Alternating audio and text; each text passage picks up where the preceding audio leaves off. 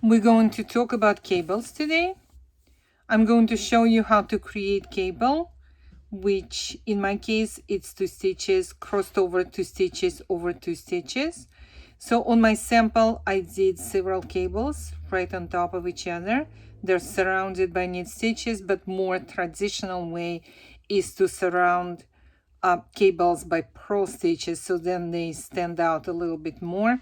So you might try that, but I'm mostly going to demonstrate how to do the crossover. And the secret for 2 successful cables on the pegboard is keeping the stitches that you intend to cross over, keeping them very nice and loose. So what I recommend, in order to know exactly what's happening to the stitches, you can mark the four pegs that where you're going to create your crossover with a sticker. 1, 2, 3, 4. And then I'm going to make the first 2 stitches as regular.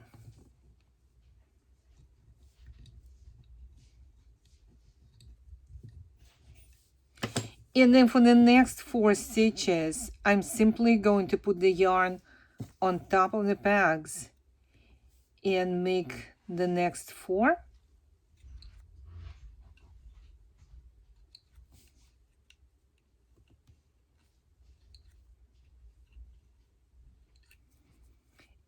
And since it was just a long float, I should be able to pull on the yarn and make all the stitches, especially the first 2, be sure that they are considerably longer.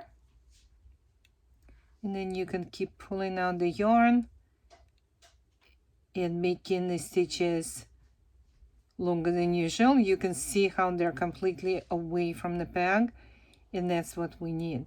It's especially the first 2 stitches, because the other 2 could be elongated since the yarn is still not attached to the following pegs. So now we're going to take cable needle, and I'm going to take my stitch 4 and stitch 3, completely remove them from the peg. They're on the cable needle, and the cable needle, you might be able to put it inside the pegboard, in between your pegs, just so that it stays where it is right now. So then my next step is going to be, I'm going to remove stitch number 2 and transfer it to the peg 4.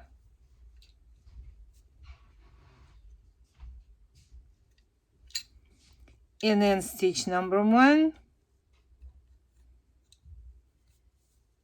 transfer to the peg 3. So that's my first transfer.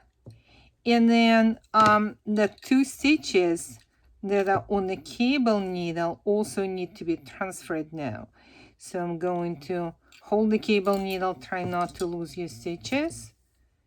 I'm going to pick up stitch number 3, remove it from the cable needle,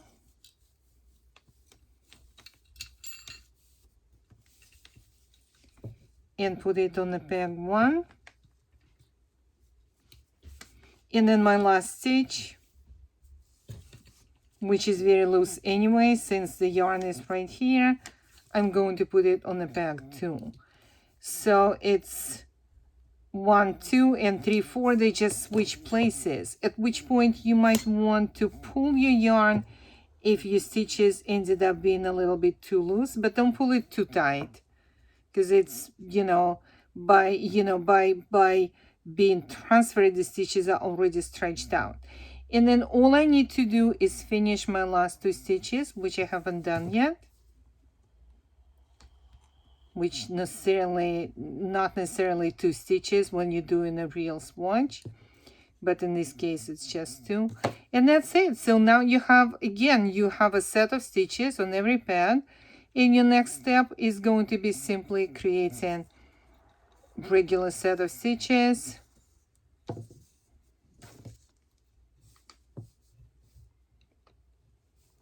and then the cable is already made. So you, depending on your cable design, it doesn't have to be necessarily six rows apart the way I did it on my gray sample. You can place your cables any way you like. And that's it. It's as simple as that. So cable needle, any type of cable needle will work. And the cable's already here. When you're looking at your work on a pegboard, it looks a little stretched out with all sorts of holes. But when you take the swatch off the pegboard, you can see that by the time you steam press it, everything looks very, very beautiful.